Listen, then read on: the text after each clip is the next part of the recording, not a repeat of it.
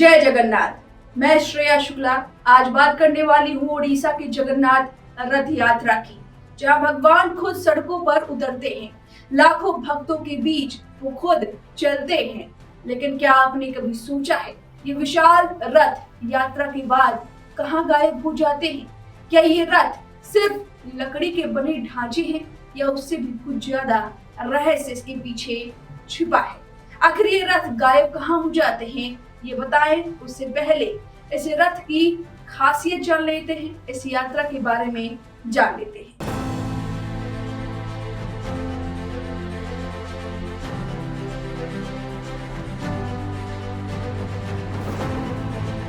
ये मात्र एक लकड़ी का रथ तब तक होता है जब तक भगवान जगन्नाथ उनके भाई बहन इस पर सवार नहीं होते। इसके बाद इस रथ में अलौकिक शक्ति का संचार माना जाता है। ये रथ कभी अपने हिसाब से चलता है तो कभी एकटक रुक जाता है। ऐसा भी हुआ है कि लाखों भक्त रस्सी से इसे खींचते थक जाते हैं, लेकिन इस रथ को 1 इंच भी हिला नहीं पाते हैं। जब भक्तों के आंसू आने लगते हैं और प्रार्थना करते हैं, तब जाकर भगवान का रथ अपने आप आगे बढ़ने लगता है। रथ यात्रा लगभग 9 दिन की होती है। भगवान जगन्नाथ, बलभद्र और सुभद्रा के साथ ये रथ नीम और हांसी के पेड़ों की लकड़ी से बनाए जाते हैं। इन पेड़ों का चयन भी एक खास समिति करती है, जिसका गठन जगन्नाथ मंदिर करता है। इनका काम नीम के स्वस्थ और शुभ पेड़ की पहचान करना होता है। खास बात यह है कि रथ बनाने में कील या कांटे या किसी और धातु का इस्तेमाल नहीं होता है। हर साल कुछ तय परिवारों के सदस्य ही रथों का निर्माण करते हैं। ये लोग काम में किसी मॉडर्न मशीनों का इस्तेमाल नहीं करते। यहाँ तक कि इस रथ को बनाने के लिए कोई औपचारिक ट्रेनिंग भी नहीं मिलती है। ये लोग पूर्वजों से मिले ज्ञान के आधार पर हर साल सटीक, ऊंचे और मजबूत रथ बनाते हैं। भगवान जगन्नाथ, बलभद्र और सुभद्रा को 7 दिन श्री गुंडीचा मंदिर यानी कि उनके मौसी के घर में विश्राम करने के बाद उन्हें वापस मुख्य मंदिर लाया जाता है। इसे कहते हैं बहुड़ा यात्रा। हर 12 साल बाद पुराने रथ को विसर्जित करके नया रथ बनाया जाता है।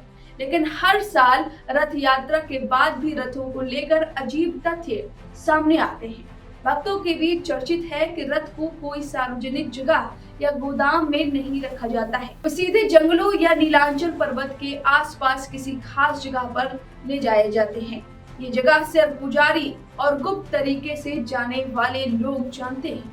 कहा जाता है कि ये रथ सिर्फ भगवान की यात्रा के साधन नहीं, बल्कि उनकी दिव्य ऊर्जा के वाहक है। इसलिए उन्हें एक पवित्र और सुरक्षित स्थान पर रखा जाता है, जहाँ वे पुनः भगवान की अगली यात्रा के लिए तैयार होते हैं।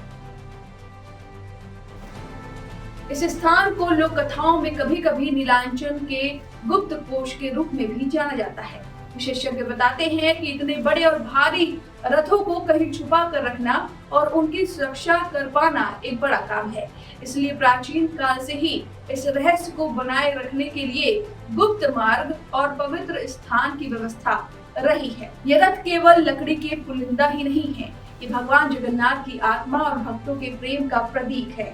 और उनकी गुप्त यात्रा बताती है कि सच्चा भगवान कभी स्थिर नहीं रहता है, वह हर पल अपने भक्तों के दिल में चलता रहता है।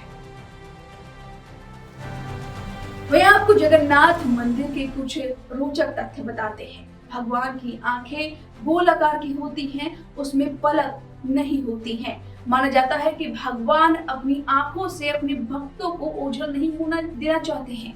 कहीं से भी आप जितने भी दूर खड़े हो, आप श्री जगन्नाथ की आंखों को देख पाएंगे और वो आपको देख पाएंगे। इस वजह से भगवान की आंखें ऐसी बनाई गई हैं। वही माना जाता है कि भगवान अधूरे हैं, यानी कि उनके हाथ पूरे नहीं हैं। वही सुभद्रा माता के हाथ और पैर भी नहीं है। इस तरह से ये तीनों भाई बहन अधूरे हैं। इसके पीछे भी पौराणिक कथाएं हैं। माना जाता है कि जब एक बुजुर्ग व्यक्ति ने इन तीनों की आकृतियां बनाई थी, तो उन्होंने राजा से ये शर्त रखी थी कि कोई भी बीच में उन्हें देखने नहीं आएगा और 1 महीने की अवधि देगा। उस दौरान राजा की पत्नी बेहद व्याकुल हो जाती है। उनको लगता है कि कहीं वृद्ध व्यक्ति मर तो नहीं गया। इस वजह से राजा भी अपने सैनिकों के साथ दरवाजा खोलते हैं और फिर उस वक्त वहां पर वृद्ध व्यक्ति होता ही नहीं है और 3 मूर्तियां होती हैं जो अधूरी होती हैं। भगवान की यही मंशा मानकर राजा ने तब से इन तीनों मूर्तियों को वहां पर स्थापित करवा दिया और उनके स्वप्न में आए थे भगवान और उन्होंने ऐसा करने को कहा था।